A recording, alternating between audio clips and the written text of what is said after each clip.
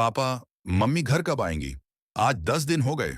अस्पताल में उनके मरीज कब ठीक होंगे और कब मम्मी को छुट्टी मिलेगी? पापा के पास नन्ही सौंदर्या के प्रश्नों का कोई उत्तर नहीं था। चीन से शुरू हुआ कोविड-19 वायरस अब दुनिया के अनेक देशों में पहुंच गया था। लाखों की संख्या में लोगों की मृत्यु हो चुकी थी। संक्रमित मरीजों की संख्या रोज तेजी से बढ़ती जा रही थी। सब लोग मुंह पर मास्क लगा रहे थे। लॉकडाउन की वजह से सब अपने अपने घरों में कैद थे। 7 साल की सौंदर्या, बड़ी बड़ी आंखों के नीचे मोटा काजल, माथे पर नानी के द्वारा पूजा में लगाया गया चंदन का टीका, लंबे स्कर्ट ब्लाउज में वह छोटी सी परी लग रही थी। पापा, आज मेरा हैप्पी बर्थडे है। मम्मी के बिना हैप्पी कैसे होगा? नानी ने जो केक बनाया है, मैं उसे तभी खाऊंगी जब पहले मम्मी से मिलूंगी। मम्मी के बस फोन पर शुभकामनाएं देने से काम नहीं चलेगा। सौंदर्या की मम्मी हेमा पास के मेडिकल कॉलेज में नर्स थी। हालांकि सौंदर्या का छोटा भाई जॉय 14 महीने का ही था और हेमा उसे दूध पिलाती थी, पर उसने कोरोना के आइसोलेशन वार्ड में स्वयं ही अपनी ड्यूटी लगवाई थी। घर में हेमा की स्टडी टेबल के ऊपर एक पोस्टर वर्षों से लगा था। एक जीवन बचाओ तो तुम हीरो हो, 100 जीवन बचाओ तो तुम नर्स हो। सौंदर्या की जन्मदिन की इच्छा के आगे पापा को झुकना पड़ा। पापा ने सौंदर्या को साथ ले जाकर मेडिकल कॉलेज के सामने वाली सड़क पर गाड़ी पार्क की। सामने की बिल्डिंग में मुंह पर मास्क लगाए हेमा बरामदे में खड़ी थी। उसने खूब सारे हवा में चुंबन सौंदर्या को भेजे और फिर मुस्कुराकर हाथ हिला दिया। गाड़ी के शीशे के पीछे से सौंदर्या ने मम्मी के लिए बाहें फैला दी और मुस्कुराकर दूर तक हाथ हिलाती रही। पापा ने समझाया कि मम्मी नाना नानी के बराबर उम्र में बड़े कोरोना के कई मरीजों की देखभाल कर रही हैं। अगर मम्मी उन्हें छोड़कर आएगी तो वे शायद मर सकते हैं, इसलिए मम्मी कुछ दिन बाद आएगी। लॉकडाउन की वजह से जन्मदिन में किसी को भी बुलाया नहीं जा सकता था। नानी ने घर में ही केक बनाया।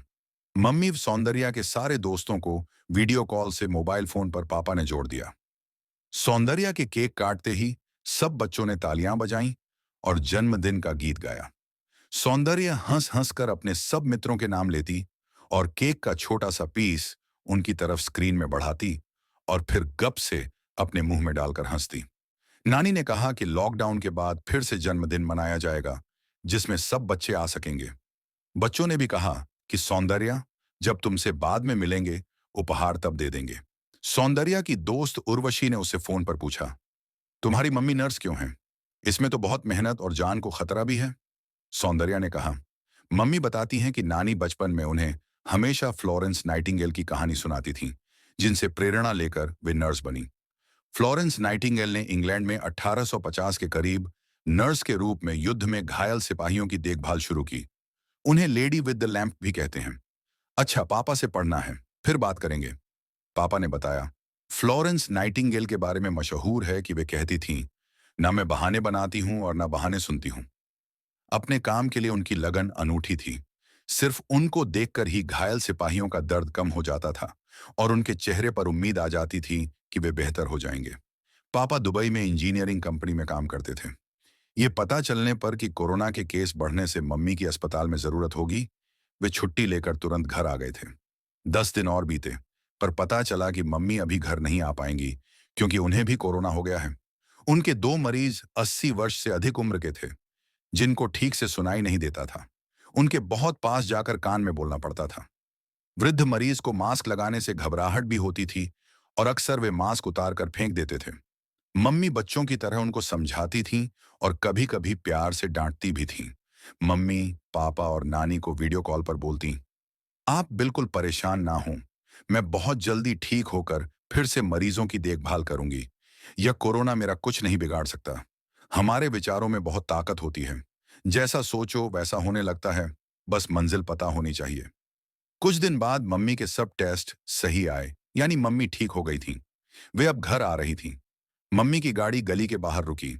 गली में दोनों तरफ रहने वाले लोग मास्क लगाए उनके लिए तालियां बजा रहे थे। कुछ ने अपनी बालकनी से मम्मी के स्वागत में फूलों की पंखुड़ियां भी बरसाईं।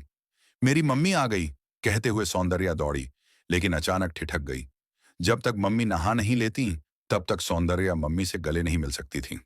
माँ और बेटी बहुत देर तक एक दूसरे को देखती रहीं, जैसे कि सालों बाद मिली हों। दोनों की आंखों से आंसू बह रहे थे। आओ हेमा, भूख लग रही होगी, आज तुम्हारी पसंद का रवा डोसा खिलाऊंगी। नानी की आवाज आई। मम्मी के नहाने नाश्ता करने के बाद उन्होंने पहले अपने मोबाइल फोन और पर्स, जिसको घर के बाहर रख दिया था, को सैनिटाइजर से साफ किया। घर में भी सबके मोबाइल फोन साफ करवाए। आज तो मोबाइल फोन की ड्राई स्पंजिंग हो गई, सौंदर्या खिलखिलाकर कह रही थी। पता है, बाथरूम में जितने कीटाणु होते हैं उससे कहीं ज्यादा रोगाणु मोबाइल फोन में होते हैं। इसलिए मोबाइल को भी बार बार साफ करना चाहिए। खाना बनाते समय या खाते समय तो कभी भी मोबाइल फोन पास नहीं रखना चाहिए, मम्मी ने बताया। मम्मी की गोदी में छोटा सा जॉय शांति से सो रहा था। मम्मी सबको अपने अस्पताल की फोटो लैपटॉप में दिखा रही थी। मम्मी का पूरा शरीर नीले सूट में था। चेहरे पर प्लास्टिक का शील्ड, आंखों पर सुरक्षा हेतु चश्मा, नाक पर मास्क व हाथों में दस्ताने। अरे, मम्मी तो अंतरिक्ष यात्री जैसी लग रही हैं, सौंदर्या ने कहा। हेमा, यह सब पहनने में कितना समय लगता है? नानी ने पूछा। एक व्यक्ति मदद करता है, फिर भी पहनने और बाद में उतारने में 1 घंटा लग जाता है। इसे पीपीई यानी पर्सनल प्रोटेक्टिव इक्विपमेंट कहते हैं। इसमें 2 से 3 तह होती हैं। एक बार पहन लेने के बाद 4 घंटे से ज्यादा काम नहीं कर सकते, क्योंकि ये 4 घंटे 40 घंटे के बराबर लंबे लगते हैं। इसे पहनने के बाद टॉयलेट भी नहीं जा सकते, इसलिए कोशिश करते हैं कि पानी भी नहीं पिए। हेमा, ऐसा लग रहा है कि जैसे तुम तलवारबाजी करने जा रही हो।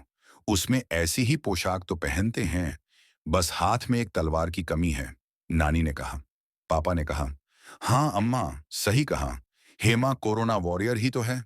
2 महीने बाद मुख्यमंत्री जी की तरफ से जिन डॉक्टर और नर्सों की सेवा की वजह से कोरोना के मरीज ठीक हुए थे, उन्हें कोरोना वॉरियर्स सम्मान पत्र दिया गया और हेमा को नर्स ऑफ द ईयर 2020 का पुरस्कार दिया गया।